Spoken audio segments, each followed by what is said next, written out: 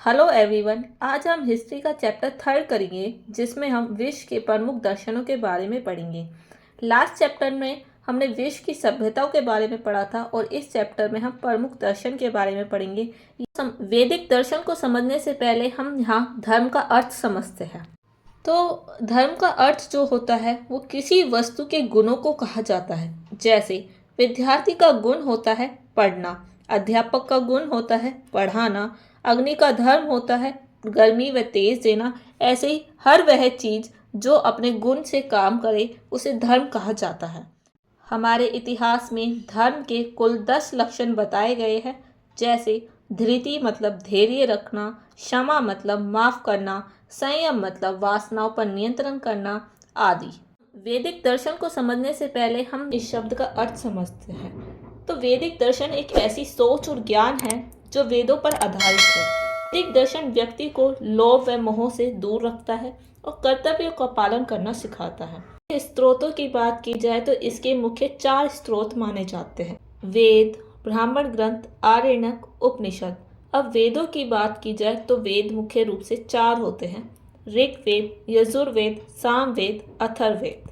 अब हम वेद शब्द का अर्थ समझते हैं। वेद शब्द संस्कृत के विद धातु से बना है जिसका अर्थ होता है ज्ञान। वेद विश्व का सबसे पुराना और पवित्र साहित्य माना जाता है।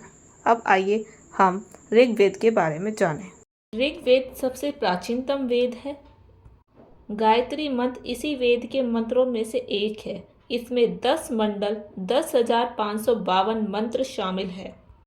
यजुर्वेद की बात की जाए तो इस वेद में कर्म को अधिक मान्यता दी गई है। इसमें 40 अध्याय व कुल 1975 मंत्र है। इसको 2 भागों में बांटा गया है, शुक्ल यजुर्वेद और कृष्ण यजुर्वेद। सामवेद इस वेद में कुल 1875 मंत्र है। इस वेद में ऋग्वेद के मंत्रों को संगीत के साथ गाया गया है। अथर्ववेद इस वेद की रचना अथर्वा नाम के ऋषि ने की थी। इस वेद में लोगों की समस्याओं के समाधान और समाज के नियमों का वर्णन किया गया है। इस वेद में कुल 5,987 मंत्र है। अब हम ब्राह्मण ग्रंथ समझते हैं। ब्राह्मण ग्रंथों की रचना वेदों की रचना के बाद हुई थी। यह ग्रंथ वेदों का अर्थ समझने में सहायता करते हैं। हर एक वेद का अपना एक ग्रंथ होता है। अब हम आरण्य ग्रंथ की बात करें। आरण्य शब्द का अर्थ होता है वन, यानी कि ये ऐसे ग्रंथ होते थे जो वनों में पढ़े जाते थे और ये नैतिक मूल्यों पर आधारित होते थे। अब हम उपनिषद की बात करें तो उपनिषद का अर्थ होता है समीप बैठना।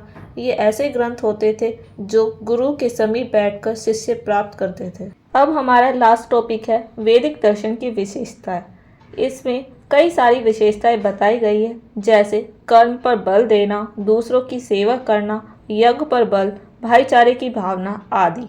अब हम नेक्स्ट वीडियो में जैन दर्शन के बारे में पढ़ेंगे।